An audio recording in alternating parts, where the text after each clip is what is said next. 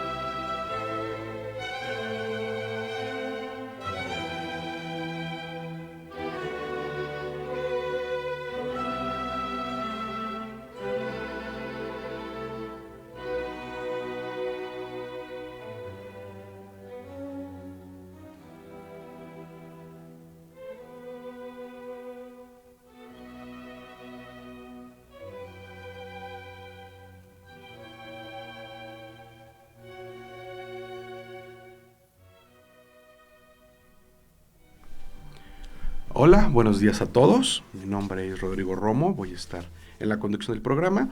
En cabina nos acompaña David Villegas y hoy estaremos viendo, como escuchábamos, un tema apasionante, Jesús histórico. Raúl Rodríguez Lucio nos llevará en un viaje en el tiempo para comentar sobre las investigaciones y evidencias históricas que rodean la vida de Jesús, justo para aprovechar que estamos ya muy cerca de Semana Santa. Les recuerdo nuestros números en cabina, son 442-192-1293, el WhatsApp es 442-344-1404 y nos pueden encontrar en las redes sociales, en Facebook y en las aplicaciones Radio Garden, TuneIn, MyTuner, Radio Box, Simple Radio, Radio México, Radio FM. Y si tienes Alexa o una bocina inteligente, solo tienes que pedirle reproduce radio UAQ 89.5 FM y nos encontrarás fácilmente. Si nos quieren hacer llegar sus comentarios, se lo agradecemos muchísimo porque pues la interacción con ustedes es de lo más importante en este programa. ¿Tenemos algún mensaje de bienvenida? Todavía no. Todavía no se conectan, están yendo por el café. Sí, ya hay algunos, pero no han saludado. Podemos comenzar cuando quieras, claro que sí. Bueno, pues el personaje de Jesús histórico es todo un reto para la historiografía y la arqueología. Hay que tener en cuenta que en aquellos días y en aquel lugar remoto del vastísimo Imperio Romano era casi imposible que hubiera un registro sobre la vida de una persona en específico que no fuera algún gobernador de provincia o un personaje muy prominente, ¿no? Ya comentaremos más adelante en el programa, espero, el caso de Poncio Pilatos, por ejemplo, ¿no? Entonces, una de las cuestiones principales para tratar el tema de la vida de Jesús es tener una idea clara de qué fuentes primarias y secundarias podemos estar seguros y si hay algún tipo de soporte documental o arqueológico que nos responda a las preguntas. Lo que me lleva a plantearle a Raúl por lo menos la primera siguiente. ¿Cuáles son, Raúl, las evidencias históricas comprobables que tenemos de Jesús? Bien, ¿qué tal? Buenos días a todos y bueno, me complace tenerte en la conducción. Muchas gracias. Estoy seguro que lo vas a hacer muy bien, Rodrigo. Yo espero. Y bueno, muy buena pregunta, se me hace un poco general, pero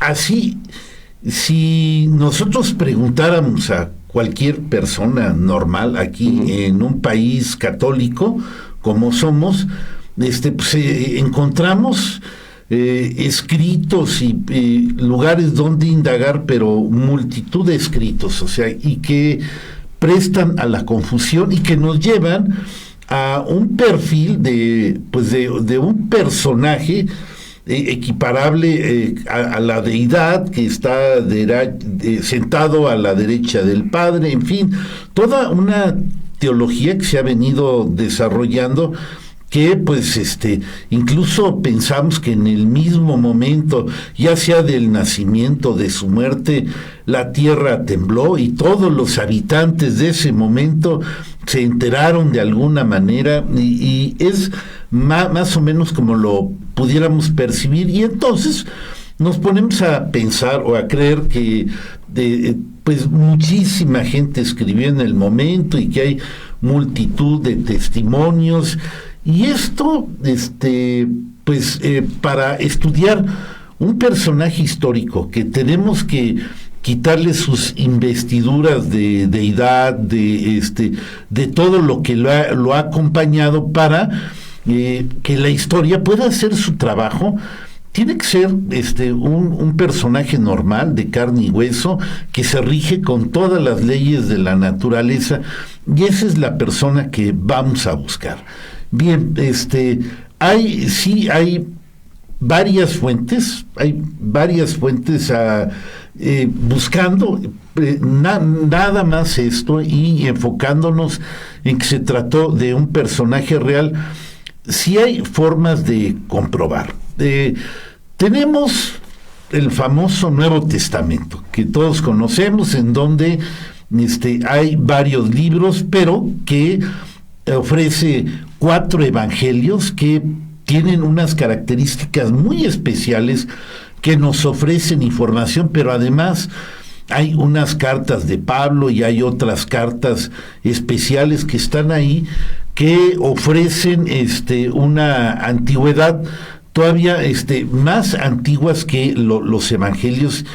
Y si nosotros lo ordenáramos, digamos, en orden cronológico, para tratar, digamos, sin meternos a otras personas contemporáneas que sí hablaron y escribieron sobre Jesús, sin entrar a ellos, pero enfocándonos al lugar donde hay más información, tendríamos que ordenar al revés. Primero irían las cartas de Pablo, todas las cartas de Pablo, las auténticas, porque hay unas que probablemente son de unos seudónimos y todo, pero digamos las que se han identificado como cartas de Pablo o San Pablo, y ya después iríamos a los evangelios, y finalmente digamos hay un Apocalipsis que se escribió prácticamente a inicios del siglo II, y tendríamos que empezar a buscar desde ahí con una metodología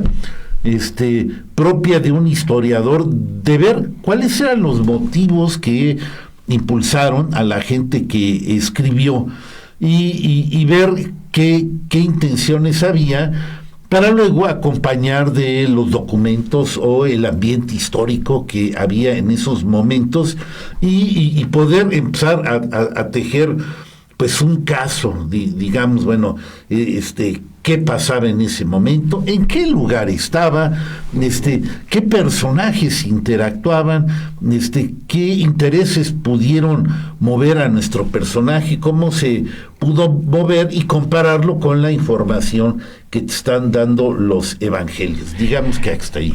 Allí anotas un punto que a mí me parece muy importante. Si hacemos nuestro viaje en el tiempo, sí, lo más difícil es quitarnos de encima la narrativa que conocemos, porque todos estamos absolutamente familiarizados con lo que ocurre con la vida de Jesús a partir de la Biblia, como la conocemos actualmente. Pero hay que tener en cuenta que eso no era la circunstancia cuando ocurrieron los hechos. O sea, simplemente hay que recordar, ya habíamos hecho un pequeño apunte hace algunas sesiones de Ecos de la Antigüedad, cuando tratamos el tema de los Reyes Magos, si recuerdo bien. Sí. A propósito de lo que significó el Concilio de Nicea, porque ahí es donde aparece la primera versión de la Biblia como la vamos a conocer. Y sí, porque en ese concilio, pues, recortaron todo lo que había, agarraron toda la información existente y pues tijeretearon lo que era necesario para crear una religión, no un registro histórico. Entonces, hacia atrás, eso fue en el año 350, si recuerdo bien. Entonces, hay 350 años hacia atrás que no son tan claros. Y no son tan claros por la misma necesidad del cristianismo de estar de clandestino e ir avanzando poco a poco de una manera, diríamos ahora, orgánica, un tanto caótica, ¿no?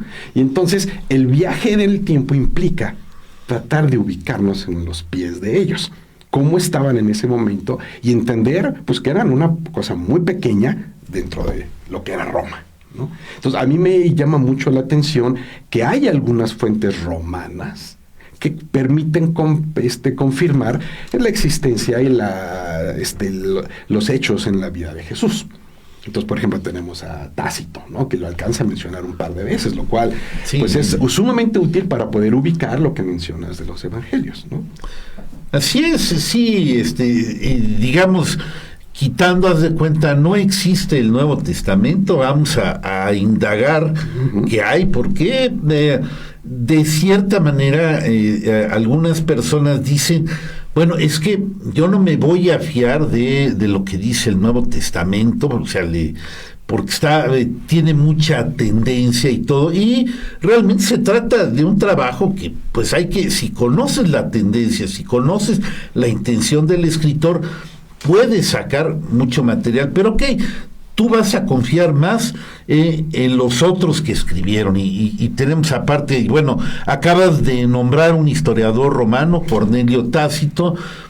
Tenemos el famoso escritor judío Flavio Josefo, citado una cantidad muy grande de veces en este programa, él mismo con una historia que hay que analizar y hay que ver también cuáles fueron sus intenciones, pero que afortunadamente tomó muchísima información de lo que pasaba en ese tiempo y pues publicó unas memorias del pueblo judío de aquellos tiempos verdaderamente maravillosas, ya que este escritor, digamos que se hizo el favor de algunos emperadores romanos, después de haber peleado contra ellos, porque era un celote, que era el jefe de la resistencia judía en Galilea, pues se acomodó afortunadamente, luego estuvo al lado del emperador y le abrieron los archivos de Roma para que él pudiera investigar,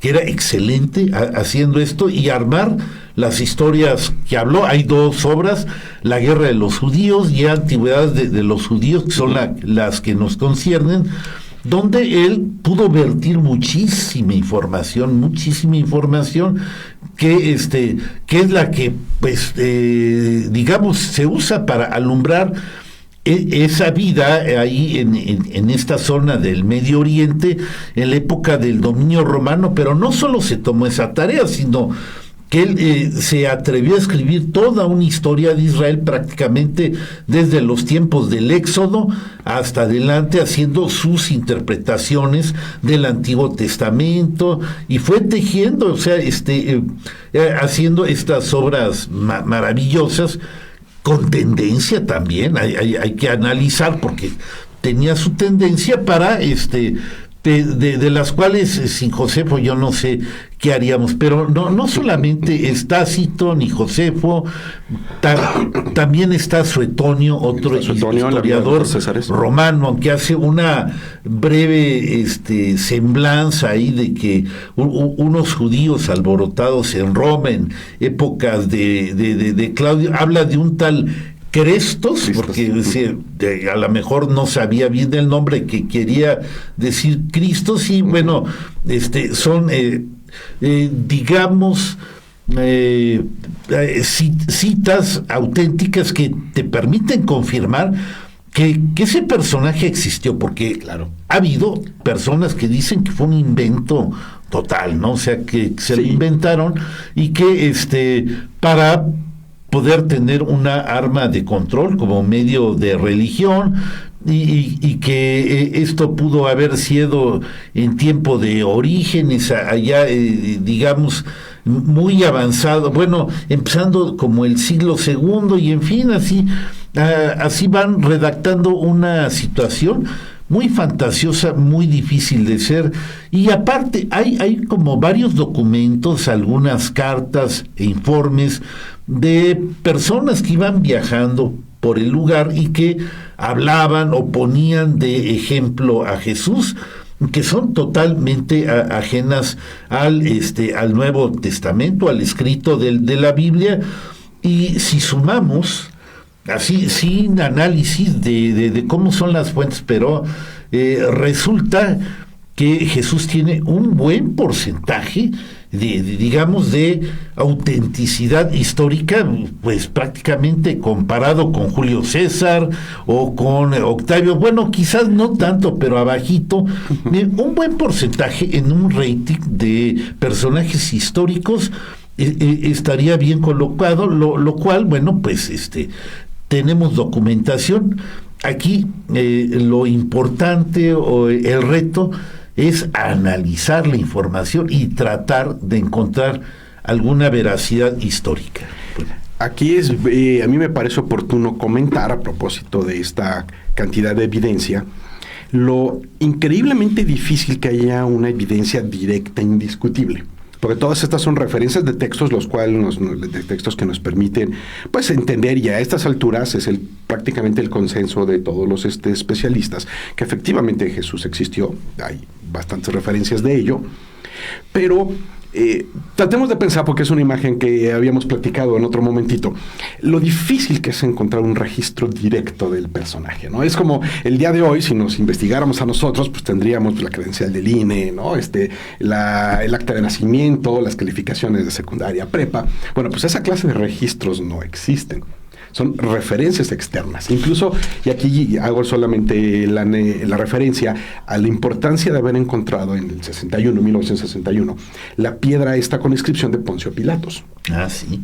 Que es un punto bien interesante, porque el hombre que es tan relevante a esta historia, que tiene también 3 o 4 referencias en estos textos históricos, sí, y solo tenemos una pieza de evidencia dura, quiero decir física, de su existencia, y es esa piedra. Esa inscripción en la que Pilatos le dedica el anfiteatro en donde está esta piedra a Tiberio, el emperador, ¿no? Pues como sabemos que acostumbran a hacer los políticos a la hora de inaugurar obras, esto se la dedicamos al emperador, y ahí está su nombre, Poncio Pilatos, ¿no? Entonces, esa clase de evidencia, pues en el año 0 es absolutamente casi imposible de obtener, entonces tenemos que recurrir a estas fuentes históricas que nos dicen con toda claridad que el hombre existió, ¿no?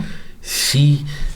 También, digamos, sumando un poquito más de lo que hemos venido comentando, de las fuentes de testimonios, hay algunos como pues tallados, estatuas de también del siglo II muy temprano, que representan un Jesús joven cargando como un borrego y todo, o sea, no parecido como lo conocemos, barbado y digamos con su manera muy peculiar de vestir. No, sí hay varias formas y citas y todo que casi son como de primera mano, o sea, pero cerca.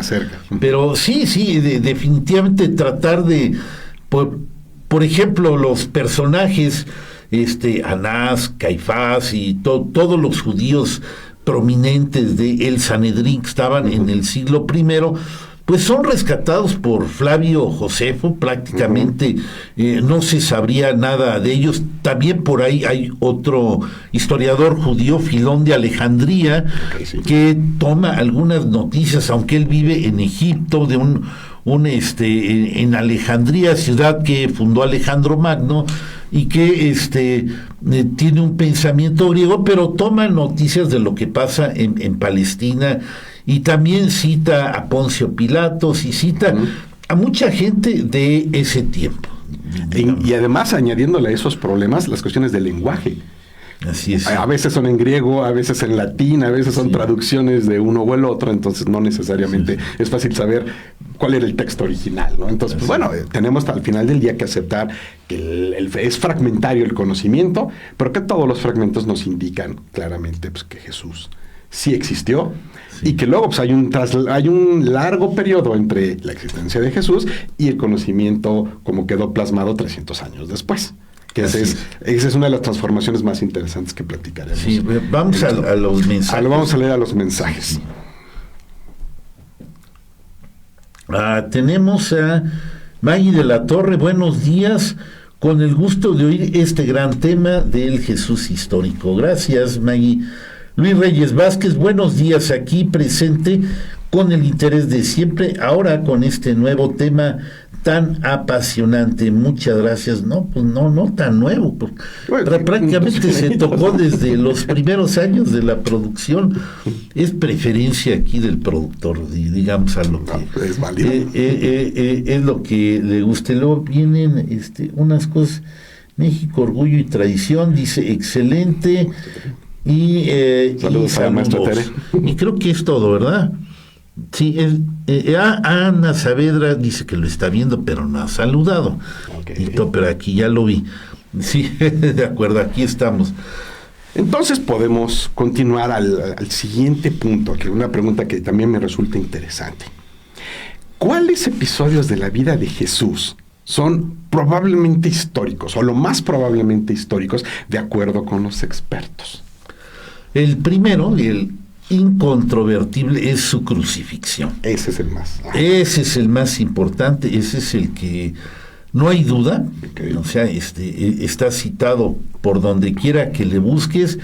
Tiene, si tú te vas al escrito de los evangelios, a testamento múltiple, los 4 evangelios citan la crucifixión, y esto es un hecho de que histórico, incontrovertible. La crucifixión era el castigo de los rebeldes que se levantaban contra Roma. Ese es el punto y ese es el hecho más incontrovertible que podemos estar seguros que hizo Jesús. O sea, su crucifixión. Otro, aparentemente que fue bautizado por Juan Bautista. Sí.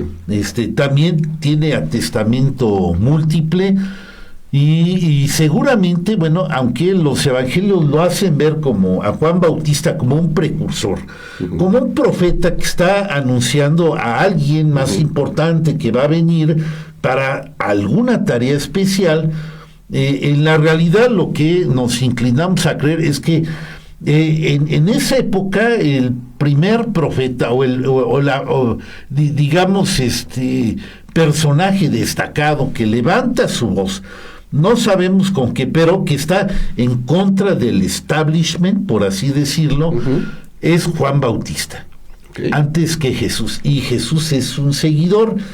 Si nosotros vemos realmente por lo que iba el Jesús histórico, es muy parecido a Juan Bautista, o sea, a lo que están buscando, a que hay un momento de un juicio final, de un reino de los cielos que va a venir, un reino de los cielos en la tierra, no imaginemos como en estas épocas que está allá arriba en el éter, no.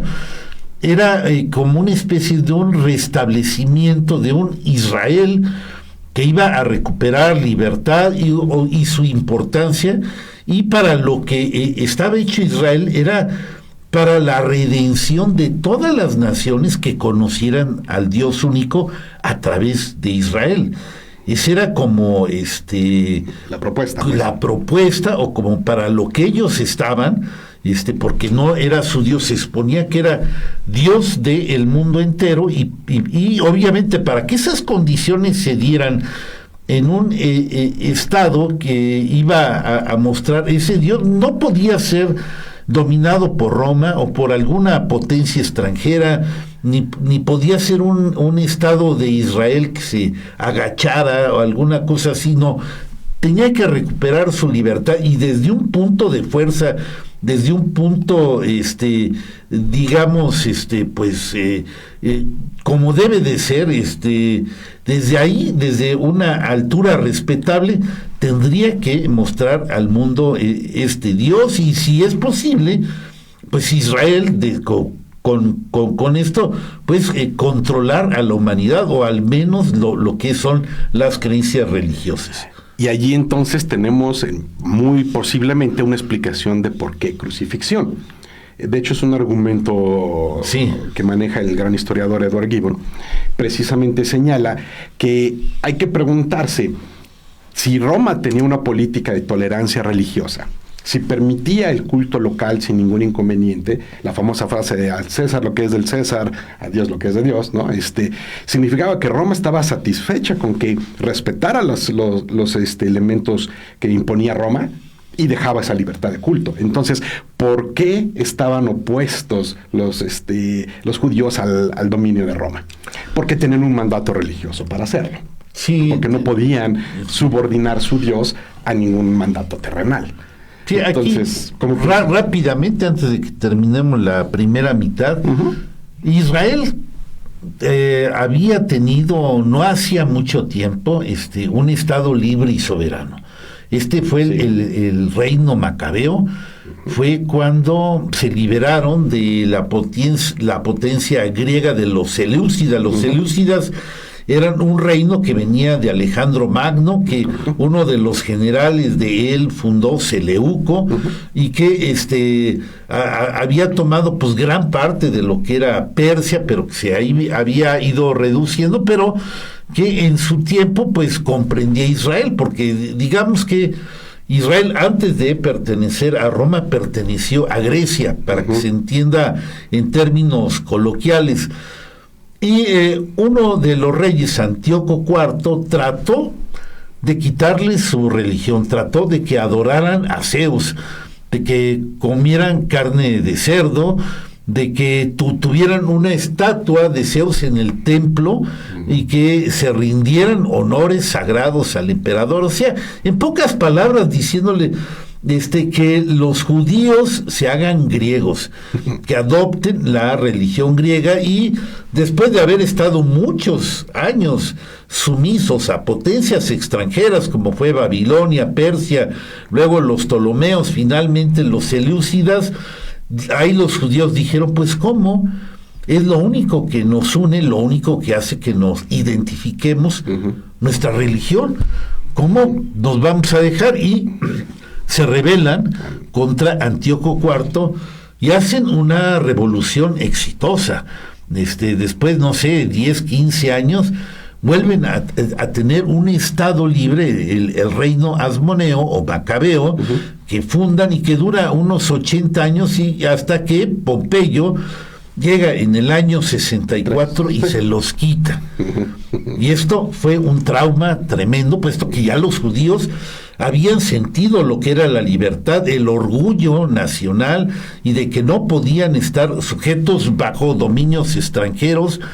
Y es por eso que había este ambiente tan caldeado, y pues por eso, para que cualquier situación ideal que pudiera ser para Israel, como para Juan Bautista, como para Jesús, no podía haber un dominio romano. Ese dominio romano tenía que desaparecer. De hecho, sabemos que hubo muchas revueltas durante el dominio romano, varios levantamientos. Israel era una nación totalmente rebelde. Todo el tiempo que estuvo dominado bajo Roma, buscaba la manera de que generación tras generación hacer rebeliones y tratar de liberarse. Entonces, no podemos sacar a Jesús de esa realidad que había ahí. Okay. Estamos a punto de llegar a la mitad del programa, ¿no? Todavía nos faltan un par de minutitos. Ahí apunta un detalle bien interesante de lo que acabas de decir. Es un hombre de su tiempo. Jesús fue un hombre de su tiempo. A fuerzas tenía que haber tomado los elementos narrativos de la nación judía como tal. Sí. Y obviamente, pues los romanos, como dijeran en series más modernas, tú tendrás el discurso, pero yo tengo las armas, y constantemente lo reprimieron a lo largo de los 600 años que estuvieron los romanos ahí. Sí. Y después, pues bueno, en la tragedia de este pueblo, pues después de los romanos pues, llegaron los musulmanes a dominar la tierra por otros tantos 600 años. Entonces, tienen ahí bastantes motivos a propósito de pelear por ese mandato divino, su propia tierra, ¿no? Los conceptos de libertad, ¿no? Vamos a la identificación de nuestra emisora y un poquito de música del Mesías. El Mesías de Händel. Okay. De Händel. Adelante, Adrián.